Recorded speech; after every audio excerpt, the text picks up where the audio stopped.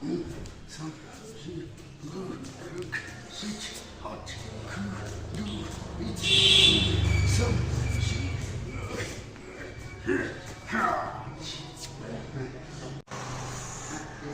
Yes. Need some she to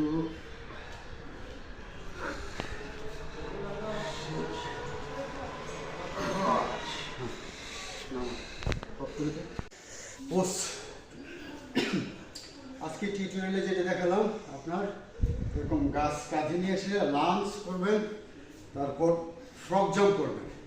এতে আপনাদের Thaer strength প্রচুর পরিমাণে বাড়ে, কিন্তু শর্ত হলে এর আগে ওয়েট ছাড়া normally squat, normally frog jump, normally lunge এগুলো প্রচুর পরিমাণে দিয়ে দেবেন, তারপরে ওয়েট দেবেন, আর না হলে মাসেলসে টান খাওয়ার সম্ভাবনা আছে।